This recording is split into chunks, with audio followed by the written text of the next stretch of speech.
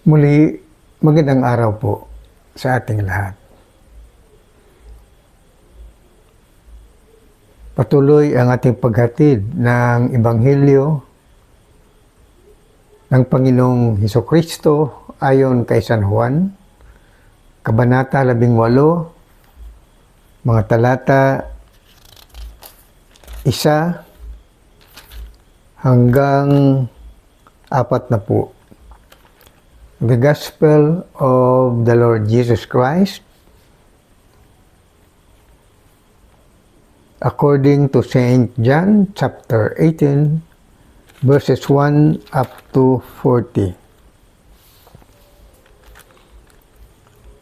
Nang masalita ni Jesus ang mga salitang ito, siya'y umalis na kasama ng kanyang mga alagad na nagsitawid ng batis ng Cedron, na dooy may isang halamanan na pinasok niya at ng kanyang mga alagad.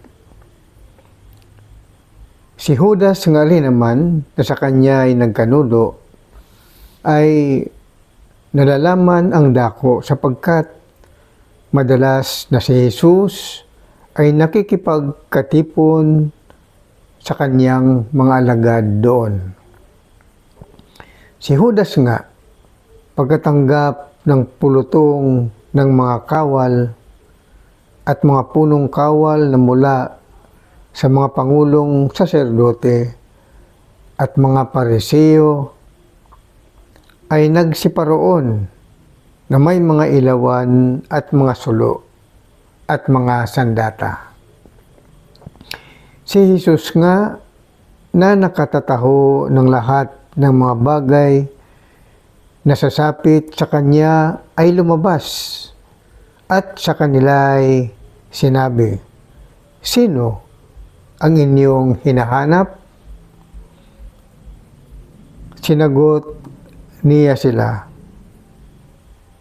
"Si Jesus na taga Nazaret."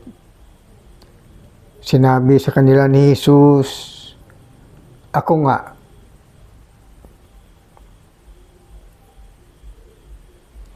At si Judas din naman na sa kanya ay nagkanulo ay nakatayong kasama nila. Pagkasabi nga niya sa kanila, "Ako nga," at nagsiurong sila at nangalugmok sa lupa. Muli ngang sila'y tinanong ni Jesus, "Sino ang inyong hinahanap?" At sinabi nila, "Si Jesus na taga Nazaret." Sumagot si Jesus, "Sinabi ko sa inyo na ako nga. Kung ako nga ang inyong hinahanap, ay pabayaan ninyo ang mga ito na magsiyaon sa kanilang lakad." Upang matupad ang salitang sinalita niya, sa mga ibinigay mo sa akin ay hindi ko iniwala kahit isa. Si Simon Pedro nga na may tabak ay nagbunot nito at sinugatan ang alipin ng dakilang saserdote at tinagpas ang kanyang kanang tainga. Ang pangalan ng aliping yaon ay Malco. Sinabi nga ni Jesus kay Pedro, "Isalong mo ang iyong tabak.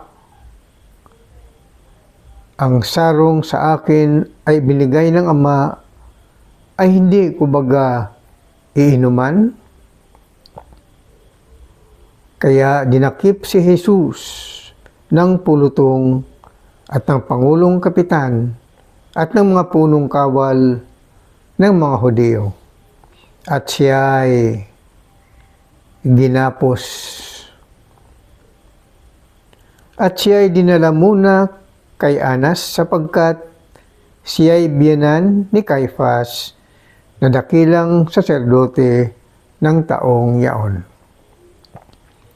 Si Caifás nga na siyang nagpayo sa mga Hudyo na dapat ang isang tao'y mamatay dahil sa bayan. At sumunod si Simon Pedro kay Jesus. At gayon din ang isa pang alagad. Ang alagad ngang yaon ay kilala na dakilang saserdote at pumasok na kasama ni Jesus sa looban ng dakilang saserdote. Ngunit si Pedro ay nakatayo sa pintuan sa labas.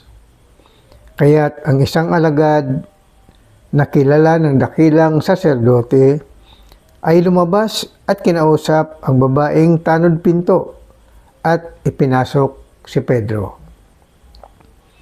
Sinabi nga kay Pedro ng dalagang tanod pinto, "Pati baga ikaw ay isa sa mga alagad ng taong ito?" Sinabi niya, "Ako'y hindi." Nangakatayo nga doon ang mga alipin at ang mga punong kawal na nangagpapaningas ng sigang uling sapagkat maginaw. At sila'y nangagpapainit at si Pedro rin naman ay kasama nila na nakatayo at nagpapainit. Tinanong nga ng dakilang saserdote si Jesus tungkol sa kanyang mga alagad at sa kanyang pagtuturo. Sinagot siya ni Jesus, "Ako'y hayag na nagsalita sa sanglibutan. Ako'y laging nagtuturo sa mga sinagoga at sa templo na siyang pinagkakatipunan ng lahat ng mga Hudyo at wala akong sinalita sa lihim. Bakit ako'y iyong tinatanong? Tanungin mo silang nangakarinig sa akin kung anong sinalita ko sa kanila. Narito ang mga ito, ang nakakaalam ng mga bagay na sinabi ko." At nang kanyang nasabi ito, ay sinampal si Jesus ng isa sa mga punong kawal na nakatayo roon na nagsasabi, "Ganyan ang pagsagot mo sa dakilang saserdote?" Sinagot siya ni Jesus, "Kung ako'y nagsalita ng masama, patutuhanan mo ang kasamaan. Datapwat kung mabuti, bakit mo ako sinasampal?" Ipinadala nga siyang gapos ni Anas kay Caifas na dakilang saserdote. Nakatayo nga si Pedro na nagpapainit. Sinabi nga nila sa kanya, "Ikaw baga ay isa rin naman sa kanyang mga alagad?" Siya ay kumaila at sinabi, "Ako'y hindi." Ang isa sa mga alipin ng dakilang saserdote na kamag-anak niyaong tinagpas ni Pedro, ang tainga ay nagsabi, "Hindi baga ikaw ay nakita kong kasama niya sa halamanan?" Muli ngang kumaila si Pedro at pagdakay, tumilaok ang manok. Dinala nga nila si Jesus mula kay Caifas hanggang sa pretorio. At niyaoy maaga pa. At sila'y hindi nagsipasok sa pretorio upang huwag silang madungisan, upang sila'y mangyayaring makakain ng kordero ng Paskwa. Nilabas nga sila ni Pilato at sinabi, "Anong sakdal ang dala ninyo laban sa taong ito?" Sila'y nagsisagot at sinabi sa kanya, "Kung ang taong ito'y hindi manggagawa ng masama, ito'y ay hindi sana namin dinala sa iyo. Sa kanila nga'y sinabi ni Pilato, kunin ninyo siya, at siya'y inyong hatulan ayon sa inyong kautusan. Ang mga Hudyo'y nangagsabi sa kanya, sa amin ay hindi naaayon sa kautusan na magpapatay ng sinumang tao upang matupad ang salitang sinalita ni Jesus na ipinaalam kung sa anong paraan ng kamatayan siya mamamatay. Si Pilato nga'y muling pumasok sa pretoryo at tinawag si Jesus at sa kanya'y sinabi, ikaw baga ang hari ng mga Hudyo? Sumagot si Jesus, sinasabi mo baga ito sa iyong sarili o sinasabi mo sa iyo ng mga iba tungkol sa akin? Si Pilato ay sumagot, ako bagay Hudyo? Ang iyong sariling bansa at ang mga pangulong saserdote ang sa iyo'y nagdala sa akin. Anong ginawa mo? Sumagot si Jesus, ang kaharian ko ay hindi sa sanglibutang ito. Kung ang kaharian ko ay sa sanglibutang ito, ang aking mga alipin nga ay makikipagbaka upang ako'y huwag maibigay sa mga Hudyo. Ngunit ngayon, ang aking kaharian ay hindi rito. Sinabi nga sa kanya ni Pilato, ikaw nga bagay hari? Sumagot si Jesus, ikaw ang nagsasabing ako'y hari.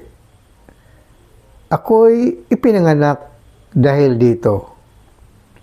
Dahil dito, ako naparito sa sanglibutan upang bigyang patotoo ang katotohanan. Ang bawat isang ayon sa katotohanan ay nakikinig ng aking tinig. Sinabi sa kanya ni Pilato, ano ang katotohanan? At ang masabi niya ito ay lumabas siyang muli sa mga Hudyo. At sa kanila ay sinabi, wala akong masumpungang anumang kasalanan sa kanya. Ngunit kayo'y may ugali na pawalan sa inyo ang isa sa Paskwa.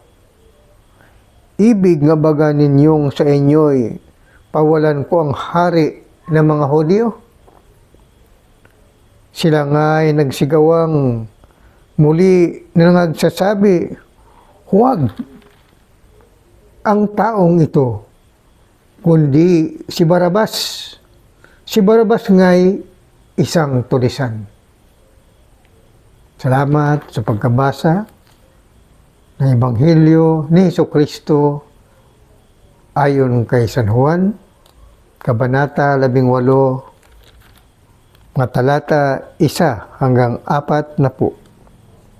The Gospel of the Lord Jesus Christ according to St. John, chapter 18, verses 1 up to 40. Praise God. Hallelujah. God bless us all. Amen and amen. Thank you, Lord Jesus.